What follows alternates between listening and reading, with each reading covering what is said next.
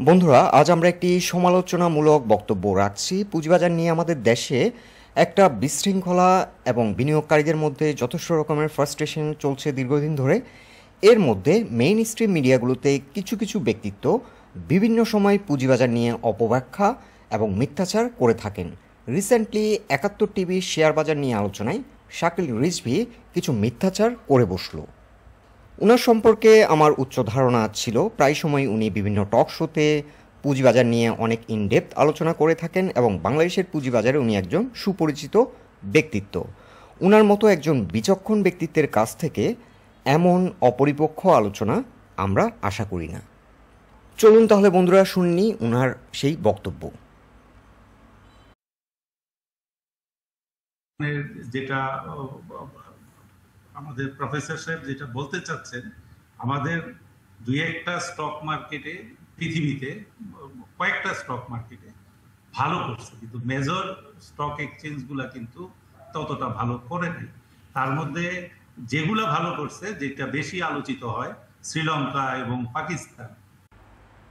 দেখুন, প্রথমত উনার বক্তব্যটি উনি একজন প্রফেসরের রেফারেন্স দিয়ে বলেছেন, যদিও উনি সেই প্রফেসরের নাম মেনশন করেননি।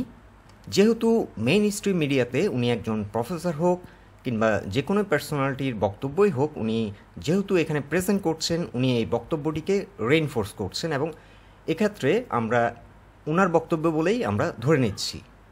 প্রথম উনার বক্তব্যটি ছিল দু একটি কিছু কিছু ক্যাপিটাল মার্কেট ভালো করলেও বেশিরভাগ মেজর ক্যাপিটাল মার্কেটগুলো বর্তমানে ভালো করছে না। এখন আমি একে একে মেজর ক্যাপিটাল মার্কেটগুলোর চিত্র তুলে ধরছি। S&P 500, এটি হচ্ছে আমেরিকার 500টি বেস্ট কোম্পানিকে নিয়ে এই ইন্ডেক্সটি করা হয়েছে এবং S&P 500-এর গত এক বছরের রিটার্ন ছিল অ্যারাউন্ড 25%। এক্ষেত্রে একটি ইনফরমেশন আমি শেয়ার করছি। গত এক বছরেরও বেশি সময় ধরে ফেড এগ্রেসিভলি আমেরিকাতে ইন্টারেস্ট রেট বাড়িয়েছিল, কেননা ইউক্রেন এবং রাশিয়ার যুদ্ধের মধ্য দিয়ে আমেরিকাতে কিন্তু হাই ইনফ্লেশনারি সিচুয়েশন প্রিভেল করছিল। সেটিকে কন্ট্রোল করার জন্য মেজারমেন্ট হিসেবে ইন্টারেস্ট রেট বৃদ্ধি করা হয়। DAX, এটি হচ্ছে জার্মানির মেইন ইন্ডেক্স। জার্মানির ক্যাপিটাল মার্কেটে গত এক বছরের রিটার্ন ছিল অ্যারাউন্ড 15%। গত দেড় বছর ধরে জার্মানিতেও কিন্তু ইকোনমিক সিচুয়েশন খুব একটা ফেভারেবল ছিল না। এখন দেখে নিচ্ছি FTSE 350 ইন্ডেক্স, এটি হচ্ছে ইউকের। এই মার্কেটের গত এক বছরের রিটার্ন ছিল 3.6%। CAC 40, এটি হচ্ছে ফ্রান্সের মেইন ইন্ডেক্স। ফ্রান্সের মার্কেটে গত এক বছরের রিটার্ন ছিল 8.5%।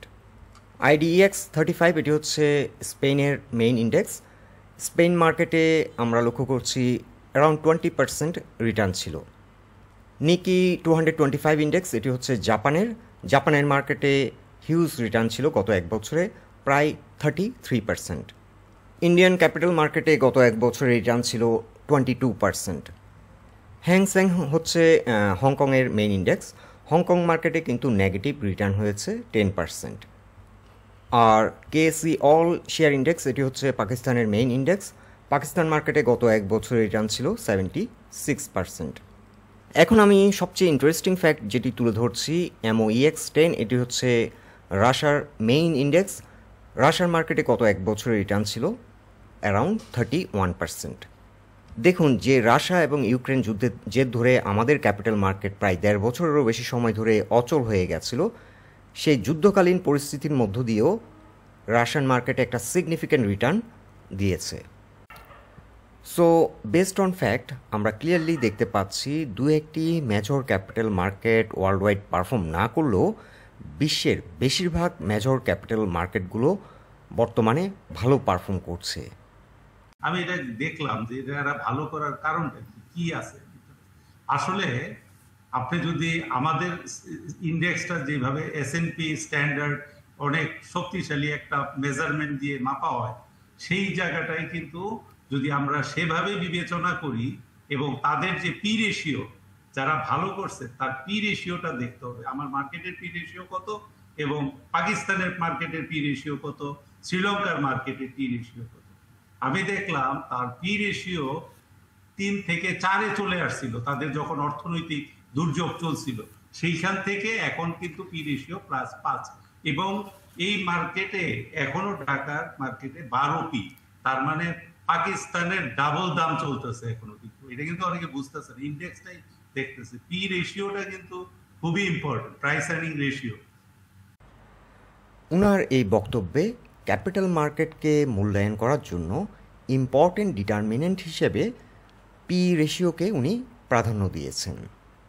যদিও ক্যাপিটাল মার্কেটকে কোয়ালিটেটিভ অ্যাসপেক্ট থেকে মূল্যায়ন করার জন্য পি রেশিও হচ্ছে একটি ইম্পর্টেন্ট ডিটারমিনেন্ট, কিন্তু একটি দেশের সাথে একটি দেশের ক্যাপিটাল মার্কেটের যখন মূল্যায়ন কিংবা কম্প্যারিজন করা হয়, এক্ষেত্রে পি রেশিও যদিও একটি ইম্পর্টেন্ট ইন্ডিকেশন, এর বাইরেও কিছু গুরুত্বপূর্ণ এলিমেন্ট আছে। এক্সাম্পল হিসেবে আমি যদি একজন ইন্টারন্যাশনাল ইনভেস্টর হয়ে থাকি, তাহলে একটি দেশে ইনভেস্টমেন্ট করার আগে আমি আমার ইনভেস্টমেন্ট ডিসিশন অবশ্যই প্রাধান্য দেব সেই দেশের অর্থনৈতিক অবস্থা এবং পলিটিক্যাল স্ট্যাবিলিটি। কেননা আমার ইনভেস্টমেন্ট একটি দেশে কতটা নিরাপদ সেটি আগে আমি গুরুত্ব সহকারে বিবেচনা করব। এরপর আমি যেটি মূল্যায়ন করব সেই মার্কেটটি কতটা পারফর্মিং, বছর শেষে আমি আমার ইনভেস্টমেন্টের এগেনিস্টে কতটা রিটার্ন পাচ্ছি। আমি আরও একটি এক্সাম্পল দিচ্ছি, দ্য প্রিমিয়ার ব্যাংক পিএলসি। এই ব্যাংকটির বর্তমান পি রেশিও 4, আর এই ব্যাংকটিতে বর্তমানে ইনভেস্ট করার জন্য এই স্টকটিতে খুবই ভালো একটি অবস্থানে আছে। এখন আমি যদি একজন গুড ইনভেস্টর হয়ে থাকি, শুধুমাত্র পিই এই ক্রাইটেরিয়ার উপর বেস করে আমি আমার ইনভেস্টমেন্ট ডিসিশন নেব না। সো শুধুমাত্র পির উপর বেস করে কিন্তু ইনভেস্টররা ডিসিশন নেয় না, কারণ এই কোম্পানিটি ফিউচার গ্রোথ পার্সপেক্টিভ কেমন আছে, বছর শেষে কোম্পানিটি কেমন ডিভিডেন্ড দেয়। যেমন এই কোম্পানিটির ক্ষেত্রে এখন ডিভিডেন্ড ইল্ড 2022 তথ্য অনুযায়ী এই কোম্পানিতে ডিভিডেন্ড ইল্ড কিন্তু যথেষ্ট ভালো, 9.4। তাহলে বন্ধুরা একটি বিষয় লক্ষ্য করুন, এই স্টকটির ডিমান্ড কিন্তু হিউজ থাকার কথা ছিল। এত ভালো একটি অবস্থানে থাকা সত্ত্বেও এই ব্যাংকটিতে কেন ডিমান্ড সৃষ্টি হচ্ছে না, কেন প্রাইস অ্যাকশন হচ্ছে না, এটি একটি বড় কোশ্চেন। এখন অনেকে হয়তো যুক্তি দেবেন যে ব্যাংকের উপর যেহেতু অনেকগুলো নেগেটিভ রিপোর্ট হয়েছে এবং বেশ কিছু ব্যাংক নিয়ে মানুষ শঙ্কায় আছে, আস্থা নেই, যার কারণে হয়তো ডিমান্ড হচ্ছে না। তাহলে আমরা একটি মাল্টিনেশনাল কোম্পানির অবস্থান দেখি, গ্রামীণফোন লিমিটেড। ঢাকা স্টক এক্সচেঞ্জের ভালো মানের কোম্পানিগুলোর মধ্যে গ্রামীণফোন কিন্তু অন্যতম ভালো মানের একটি কোম্পানি, একটি ব্লু চিপ স্টক বলা যায়। এই কোম্পানিটির বর্তমান পি রেশিও হচ্ছে 5.88, ইনভেস্টমেন্টের জন্য খুবই ভালো একটি অবস্থান, এবং ডিভিডেন্ড ইল্ড হচ্ছে 7.68% 2022 সালের তথ্য অনুযায়ী। তাহলে এত ভালো একটি অবস্থান থাকা সত্ত্বেও এই কোম্পানিতে কিন্তু প্রাইস অ্যাকশন হচ্ছে না, এবং এই যে মার্কেট ক্রাশ করলো, ভালো খারাপ নির্বিশেষে সবগুলো কোম্পানিই কিন্তু ক্রাশ করলো। গ্রামীণফোনের অল টাইম হাই ছিল 500+, সেখান থেকে ক্রাশ করার পর বর্তমানে অবস্থান করছে 236, প্রায় 55% ফল করলো। এখন আমি ইনভেস্টরদের সাইকোলজি নিয়ে কথা বলছি। যদিও গ্রামীণফোন একটি ভালো মানের কোম্পানি এবং এই স্টকটিতে ইনভেস্ট করলে বছর শেষে ভালো ডিভিডেন্ড ইল্ড হচ্ছে, তা সত্ত্বেও আমি একজন বিনিয়োগকারী হিসেবে আমার যদি অল্টারনেট ভালো অপশান থাকে, আমি যদি সেফ রিটার্ন পাই, তাহলে আমি স্টক মার্কেটের মতো একটি ঝুঁকিপূর্ণ জায়গায় কেন ইনভেস্ট করব? এটি হচ্ছে একটি গুরুত্বপূর্ণ বিবেচ্য বিষয়। এখন টক শোতে দেখবেন অনেক বিশেষজ্ঞ, মার্কেট বিশেষজ্ঞ বলে থাকেন যে বাংলাদেশ মার্কেটে ভালো মানের কোম্পানিগুলো এনলিস্টমেন্ট হচ্ছে না বলে নতুন করে, এ কারণেই মার্কেট ভাইব্রেন্ট হচ্ছে না। তো ওনাদের এই যুক্তিটিকে যদি আমি সঠিক ধরে নিই, তাহলে ঢাকা স্টক এক্সচেঞ্জে ভালো মানের কোম্পানি আছে হয়তো হাতে গোনা 30 থেকে 40টা। এই কোম্পানিগুলোতে তো তাহলে হিউজ, এই 40টা কোম্পানির ডিমান্ড থাকা উচিত ছিল হিউজ, কিন্তু বস্তুত আমরা লক্ষ্য করছি ভালো খারাপ নির্বিশেষে কোনো কোম্পানিরই এখন ডিমান্ড নেই। ডিমান্ড যে নেই সেটি একেবারে ঠিক নয়, পারফরমেন্স নেই, হ্রাস করলো এবং বড় ধরনের ফল হলো। সো একজন বিনিয়োগকারীর সাইকোলজি হচ্ছে ক্যাপিটাল মার্কেটের মতো একটি ঝুঁকিপূর্ণ জায়গায় আমি তখন ইনভেস্ট করব যখন আমি অল্টারনেট সিকিউর রিটার্ন থেকে অনেক বেশি রিটার্ন ক্যাপিটাল মার্কেটে পাবো, তখন আমি ইন্টারেস্টেড হব। আরও সহজভাবে যদি আমি বলি, এখন দেখুন বিনিয়োগকারীরা ক্যাপিটাল মার্কেটের প্রতি তাদের যথেষ্ট পরিমাণ তাদের আস্থাহীনতা কিংবা অনিশ্চয়তা তাদের মধ্যে কাজ করছে, যার কারণে তাদেরকে এখন কিন্তু জোর করেও ক্যাপিটাল মার্কেটে আনা যাবে না।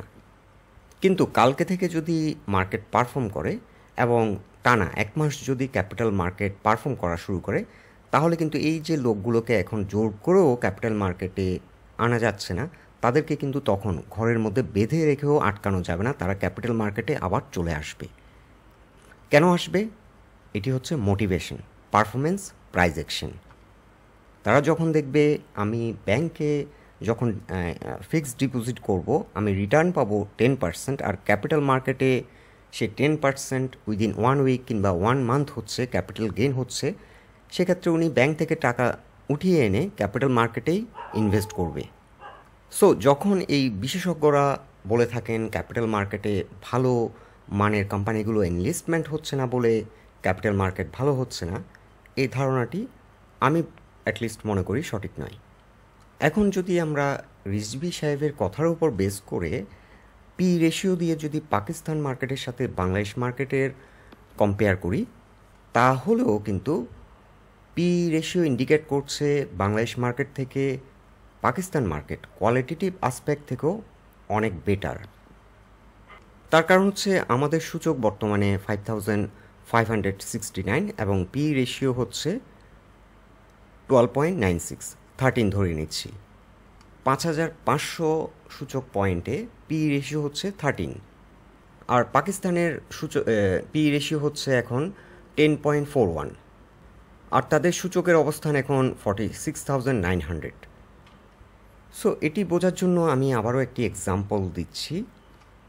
আমরা অলরেডি দেখেছি গ্রামীণ ফোন বর্তমানে 236 টাকা প্রাইস পয়েন্টে থাকা সত্ত্বেও পি রেশিও কিন্তু অনেক কম, 5.88। এখন আরও একটি কোম্পানি দেখছি, ইন্ডো বাংলা ফার্মাসিউটিক্যালস লিমিটেড। এই কোম্পানিটি বর্তমানে প্রাইস পয়েন্ট লেভেল রয়েছে 13 থেকে 14 টাকার মধ্যে রান করছে, আর বর্তমান পি রেশিও দেখুন 200-এরও বেশি। তার কারণ হচ্ছে এই কোম্পানিটির আর্নিং খুবই পুয়ার, নেগেটিভ, যার কারণে 13 থেকে 14 টাকা প্রাইস পয়েন্টে থাকা সত্ত্বেও এই কোম্পানিটির P ratio abnormally high. Dhaka stock এক্সচেঞ্জের পি রেশিও ইন্ডিকেট করছে যে ঢাকা স্টক এক্সচেঞ্জে এত বেশি দুর্বল মানের কোম্পানি এনলিস্টেড হয়েছে, 5500 সূচকেও আমাদের মার্কেট পি রেশিও 12.96, আর পাকিস্তানের ক্যাপিটাল মার্কেটের পি রেশিও 10.41 ইন্ডিকেট করছে যে ওদের সূচক 46,000 কিংবা 7,000 হওয়া সত্ত্বেও তাদের পি রেশিও এখনও অনেক কম। সো এটি একটি কারণ হতে পারে। আরেকটি টেকনিক্যাল ম্যাটার থাকতে পারে যে সূচকের যে মেজারমেন্ট তারা কোন প্যারামিটারের উপর বেস করে করেছে, এটিও কিন্তু একটি গুরুত্বপূর্ণ বিবেচ্য বিষয়। যাই হোক, আমাদের নিউজ পেপার কিংবা সোশ্যাল মিডিয়াতে পাকিস্তান ক্যাপিটাল মার্কেট নিয়ে যে আলোচনা হয়েছে, এক্ষেত্রে কিন্তু সূচকের অবস্থান নিয়ে কিন্তু আলোচনা করা হয়নি। এখানে যেটা আলোচনা করা হয়েছিল যে পাকিস্তানের মতো একটি দুর্বল ইকোনমিতে ক্যাপিটাল মার্কেট কেন এত ভালো পারফর্ম করছে, শুধু ভালো পারফর্মই করছে না, ওয়ার্ল্ডের বেস্ট পারফর্মিং মার্কেটে কিভাবে পরিণত হলো। এক্ষেত্রে কিন্তু মিডিয়াগুলো কিংবা সোশ্যাল মিডিয়াতে এটা আলোচনা হয়নি যে পাকিস্তানের ক্যাপিটাল মার্কেট কোয়ালিটিটিভ দিক থেকে কতটা উন্নত, কিংবা বাংলাদেশের ক্যাপিটাল মার্কেট কিংবা ইন্ডিয়ান ক্যাপিটাল মার্কেট নিয়ে কোয়ালিটিটিভ আসপেক্ট থেকে কিন্তু আলোচনা হয়নি। আলোচনা হয়েছে পারফরমেন্স অ্যান্ড প্রাইস অ্যাকশন। এক্ষেত্রে আমি পার্সোনালি মনে করছি যে ওনার এই যে ডিসকাশনটি পি রেশিও দিয়ে বাংলাদেশ ক্যাপিটাল মার্কেটের সাথে পাকিস্তানের মার্কেটের যে একটা তুলনা, এটি ছিল একটি ইউজলেস ডিসকাশন। যেই রেশিও এখন ঢাকায় 11.5। আসলে শাকিল রিজভী কোনো মার্কেট কি আমাদের এই মার্কেটের মতো বাংলাদেশের শেয়ার বাজারের মতো এরকম টানা খারাপ যায়, এটা কি আপনি বলতে পারেন? পাকিস্তান শ্রীলঙ্কার উদাহরণ আসলে অনেকেই দেন, কিন্তু আপনিও বলছিলেন সেটা নিয়ে কথা, কিন্তু শুধু পাকিস্তান শ্রীলঙ্কা না, বিশ্বের বেশিরভাগ স্টক মার্কেট এই যুদ্ধের মধ্যেও কিন্তু তারা ভালো পারফর্ম করেছে। আপনার জিনিসটা বুঝতে হবে, পাকিস্তানে হলো আগেই বড় পতন হয়ে গেছে, মনে করেন অনেক বড় পতন হয়ে গেছে, সেই পতন থেকে একটু উঠার পরে মনে হচ্ছে যেন অনেক বাড়ছে, কিন্তু তার ইন্ডেক্স, তার কারেন্সি হিসাব করলে, আমাদের যে পি রেশিও ডিভিডেন্ড হিসাব করলে, এখন পাকিস্তানের ওই কম্পোনেন্ট গুলি আমাদের এখানে বসাইলে আমাদের ইন্ডেক্স এখন 1,40,000। আচ্ছা, আপনি যদি এখন আবারও উনি যে বক্তব্যটি রাখলেন, ক্যাপিটাল মার্কেট, পাকিস্তানের ক্যাপিটাল মার্কেট বড় ধরনের ক্রাশ করার পর এখন একটু বেড়েছে বলে অ্যাপারেন্টলি মনে হচ্ছে পাকিস্তান মার্কেটে বড় উত্থান হয়েছে। এটিও কিন্তু উনি পুরোপুরি একটি রং ইনফরমেশন দিলেন। 2013 সালে পাকিস্তানের ইন্ডেক্স ছিল প্রায় 11,500, সেখান থেকে টানা 5-6 বছর তাদের সূচকের বড় উত্থান হয়েছে, 36,000 পর্যন্ত প্রাইস অ্যাকশন করে এবং এরপর কিন্তু মেজর একটি কারেকশনে পড়ে। বিশেষ করে 2019 সালের পর থেকে বড় ধরনের কারেকশন হয় এবং আমরা সবাই জানি ওই সময় সারা ওয়ার্ল্ড ওয়াইড বড় বড় ক্যাপিটাল মার্কেটগুলোতেও পর্যন্ত বড় ধরনের পতন হয়েছিল এবং এক্ষেত্রে ইন্ডিয়ান মার্কেট, বাংলাদেশ মার্কেট এবং অন্যান্য মার্কেটগুলো বড় ধরনের পতনের শিকার হয়েছিল। সো এই সময়টা একটা বড় ধরনের পতন হয় এবং 20,000-এ এসে সাপোর্ট নেয় এবং ইমিডিয়েটলি 2020-র পর থেকে আবারও পারফরমেন্স শুরু করে। প্রথমে এটি 32,800 পর্যন্ত প্রাইস অ্যাকশন করে, এরপরে আবারও একটা ছোটোখাটো কারেকশন দেয় এবং এরপর যে উত্থানটি হয় এটি কিন্তু একটি সিগনিফিক্যান্ট রাইজ, নতুন একটি রেকর্ড করলো 47,000 প্লাস, অর্থাৎ আগের যে হাইটি ছিল সেটিকে ব্রেকআউট করে একটি নিউ হায়ার হাই ক্রিয়েট করলো। সো বন্ধুরা দেখুন, ওনাদের মতো এত বড় পার্সোনালিটি যদি মেইন স্ট্রিম মিডিয়াতে এ ধরনের রং ইনফরমেশন শেয়ার করে, তাহলে আমাদের ইনভেস্টমেন্ট যে কমিউনিটি তারা কিন্তু যথেষ্ট রকম হার্ট হয়। পাশাপাশি আমরা কিন্তু এটাও দেখি যে আরও কিছু বড় বড় ব্যক্তিত্ব রয়েছেন যারা মেইন স্ট্রিম মিডিয়াতে গিয়ে পুঁজিবাজারকে নিয়ে বিভিন্ন সময় বিভিন্নভাবে অপব্যাখ্যাই দিয়ে থাকেন। ঢাকা ইউনিভার্সিটির একজন অধ্যাপক ফ্লোর প্রাইস উঠিয়ে নেওয়ার আগে বাংলাদেশ ক্যাপিটাল মার্কেটের উনি প্রধান সমস্যা হিসেবে খুঁজে পেয়েছিলেন ফ্লোর প্রাইস। শুধু উনিই নয়, এখন বেশ কিছু ব্যক্তিত্ব এই বিষয়টিকে কিন্তু ফোকাস করছেন যে ফ্লোর প্রাইসের কারণেই মার্কেট নষ্ট হয়ে গেছে। আসলে কি বিষয়টি তাই? আমরা যদি ফ্লোর প্রাইস কেন দেওয়া হয়েছিল সেই সার্কমস্টেন্সটিকে যদি আমরা মূল্যায়ন করি, ইউক্রেন এবং রাশিয়া যুদ্ধের মধ্য দিয়ে সারা ওয়ার্ল্ড ওয়াইড সাপ্লাই চেইনে একটা বড় ধরনের ডিসরাপশন হয়, দ্রব্যমূল্যের ঊর্ধ্বগতি ছিল, আনসার্টেনিটি এবং বিভিন্ন রকম শঙ্কা বিনিয়োগকারীদের মধ্যে সৃষ্টি হয়েছিল এবং বড় ধরনের একটি ক্রাশ করার পর, বড় ধরনের পতন হওয়ার পর মার্কেটে যেহেতু ডিমান্ড সৃষ্টি হচ্ছিল না, বাই প্রেশার আসছিল না এবং ডেলি মার্কেট ফ্রি ফল করছিল, তখন কিন্তু সরকার বাধ্য হয়েছিল। কেন বাধ্য হয়েছিল ফ্লোর প্রাইস দিতে? বিনিয়োগকারীদের স্বার্থ রক্ষার জন্য। কেননা বাংলাদেশ মার্কেট হচ্ছে একটি রিটেল ডমিন্যান্ট মার্কেট, যেখানে প্রায় 80% মতো রিটেল ইনভেস্টর। এখন দেখুন, সব কিছু যখন স্বাভাবিক, যেখানে সারা ওয়ার্ল্ড ওয়াইড ক্যাপিটাল মার্কেটগুলো হিউজ পারফর্ম করছে, সেখানে সব কিছু নর্মাল হয়ে যাওয়ার পরও যখন ফ্লোর প্রাইস উঠালো, তারপরও একটা বড় ধরনের পতন হলো। তাহলে ওই সময় যদি ফ্লোর প্রাইস দেওয়া না হতো তাহলে কি হতো? আমি একটি বিষয় লক্ষ্য করেছি, আমাদের দেশের যারা মার্কেট বিশেষজ্ঞ কিংবা বিশ্লেষক, তারা যখন বিভিন্ন সময় বিভিন্ন টক শোতে যায়, তারা বিভিন্ন রকম সার্কমস্টেন্সকেই দায়ী করে থাকেন। এখন যদি তাদেরকে প্রশ্ন করা হয় যে মার্কেট কেন ভালো হচ্ছে না, এখন তারা উত্তর দেবেন ব্যাংক ইন্টারেস্ট রেট বৃদ্ধি, দ্রব্যমূল্যের ঊর্ধ্বগতি, হাই ইনফ্লেশন এবং বর্তমান সময়ের আরও অনেকগুলো সমস্যাকে তারা তুলে ধরবেন। এবং এই বিশেষজ্ঞগুলোকে গত 1 বছর আগে যখন জিজ্ঞেস করা হয়েছিল, তখন ওনারা বলছিল যে এখন ইউক্রেন রাশিয়ার যুদ্ধের কারণে সারা ওয়ার্ল্ড ওয়াইড এখন অর্থনৈতিক মন্দা, যার কারণে মার্কেট পারফর্ম করছে না। আজকে থেকে 6 মাস পরে যদি আবার টক শোতে এই বিশ্লেষকদেরকে যদি জিজ্ঞেস করা হয়, তাহলে ওনারা বলবেন এখন বাজেটে এটা দেওয়া হয়নি, সেটা দেওয়া হয়নি, যার কারণে মার্কেট পারফর্ম করছে না। হয়তো 1 বছর পর তাদেরকে যদি আবারও জিজ্ঞেস করা হয় ক্যাপিটাল মার্কেট কেন পারফর্ম করছে না, তখন হয়তো অন্য একটি সার্কামস্ট্যান্স অ্যারাইজ করবে, বন্যা হয়েছে, না হলে ফসল ভালো হয়নি, যার কারণে ক্যাপিটাল মার্কেট ভালো করছে না, কিংবা ওয়ার্ল্ডের যদি আবারও একটা দুর্যোগ আসে সেটাকে হাইলাইট করবেন। এবং 2 বছর পর তাদেরকে যদি আবারও জিজ্ঞেস করা হয় ক্যাপিটাল মার্কেট কেন পারফর্ম করা হচ্ছে না, আরও একটি সার্কামস্ট্যান্সকে ওনারা দায়ী করে থাকবেন।